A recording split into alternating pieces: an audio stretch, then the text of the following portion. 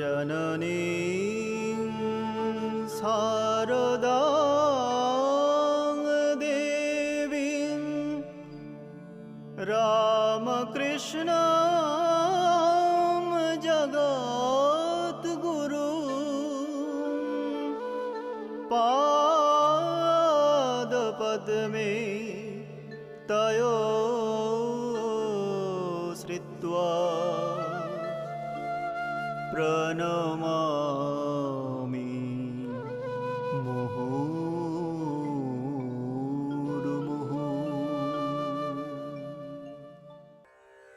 The Gospel of the Holy Mother, Sri Sarada Devi. Reminiscences and conversations recorded by Swami Arupananda. Place Udbodhan Prayer Hall. Year 1910. The Holy Mother was sorting bay leaves for the daily worship. Soon we were engaged in conversation. Mother, when the Master was at Kamarpukur, the men and women there looked at him with mouth agape whenever he chanced to come out of the house. One day, as he went out for a walk in the direction of the canal known as Bhutir Khal, the women who had gone there to fetch water looked at him agape and said, "There the Master goes." Annoyed at this, Sri Ramakrishna said to Hriday, "Well, Ridu, please put a veil on my head at once." I never saw the Master sad. He was joyous in the company of everyone. Were he a boy of 5 or a man of ripe old age, I never saw him morose, my child. Ah, what happy days those were! At Kamarpukur, he would get up early in the morning and tell me, "Today I shall eat this particular green. Please cook it for me." With the other women of the family, I would accordingly arrange for his meal. After a few days, he said, "What has come over me? The moment I get up from sleep, I say, 'What shall I eat? What shall I eat?' Then he said to me, 'I have no desire for any particular food. I shall eat whatever you will cook for me." He used to go to Kamarpukur to get relief from the severe diarrhea from which he was suffering at the Kineshwar. He used to say, "Goodness, my belly is filled with only filth. There is no end to it." Suffering thus, he developed a kind of hatred for the body, and thereafter he did not pay much heed to it.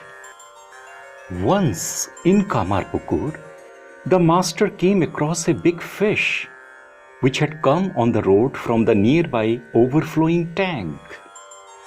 He helped it back into the tank, saying, "Run, run for your life. If Ridu sees you, he will finish you off in no time."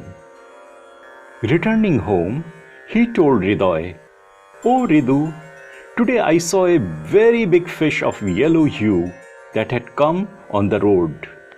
I helped it back into the tank." "Oh uncle, what have you done?" cried Hriday. "Alas, a big fish like that would have made a delicious dish." Nowadays, you see so many devotees everywhere. There is so much excitement and noise. But during the illness of the Master, one of the devotees ran away in order to avoid giving 20 rupees. The expenses for the treatment of the Master during his illness were raised by subscription, and this devotee had been asked to contribute that sum. Now it is not at all difficult to serve Master, for though food is offered to him, it is really eaten by the devotees. If you make the Master sit, he will sit. If you make him lie down, he will remain in that position. After all, he is only in a picture. After a little pause, the mother continues. The master saw in a vision Balram Babu with a turban on his head and his hands folded, standing by the image of Mother Kali. Balram always remained with folded hands before the master. He never saluted the master by touching his feet. The master understood his thought and would say to him, "Oh Balram, my foot is itching, kindly massage it gently." Immediately, Balram would send for Naren or Rakhal or someone else among the boys who attended on the master and ask him to massage his feet. Arupananda. Mother, once I asked Swami Brahmananda about Sri Ramakrishna's complexion. He said the master's complexion was just like ours. Mother. Yes, he looked like that when Rakhal and other disciples met him. At that time, he had lost his former good health and complexion. For example, look at me and see my complexion and health. Did I look like this formerly? No, I was very pretty then. I was not stout, but later on I became so. In the Khineshwar, I lived very quietly and unnoticed by people in general. The manager of the temple used to say, "We have heard that she lives here, but we have never seen her." At that time, I would see Master perhaps once in 2 months. I used to console my mind by saying, "Oh mind, are you so fortunate that you can see him every day?" I used to stand behind the screen round the veranda of the Nahabat and hear the master sing and see him dance in ecstasy through the holes in the screen. It was standing there long that brought on the rheumatism in my legs. The master would tell me, "A wild bird, if kept within a cage day and night, gets rheumatic. So you should have a walk at times in the neighborhood." I would bathe at 4 a.m. As the day advanced, a little sunshine would come near the staircase, and I would dry my hair then. I had very long hair in those days. A small room, after all, in the Nahabat, and that too used to be full of things. Many things even were stored in the stringed suspenders from the ceiling. But my child, I never experienced any difficulty. The mother discontinued the conversation as it was the time of worship. The mother made herself ready to go to the shrine. I came downstairs.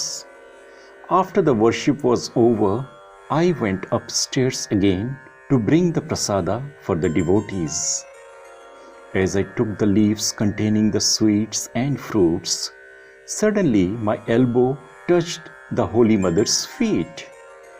"Ah," said the mother, and saluted me with folded hands. "That is nothing," said I. But she was not satisfied with merely bowing down before me and said, "Come, my child, let me kiss you." She touched my chin with her hand and kissed the hand, and so became pacified. Thus, she used to respect her disciples as the manifestations of God and at the same time show her affection to them as the mother does to her children.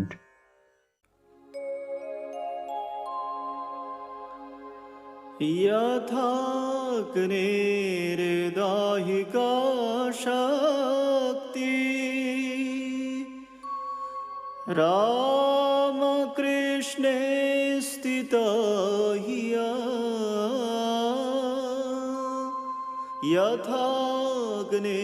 यथाग्निर्दाहिका शक्ति रामकृष्णे स्थिता हिया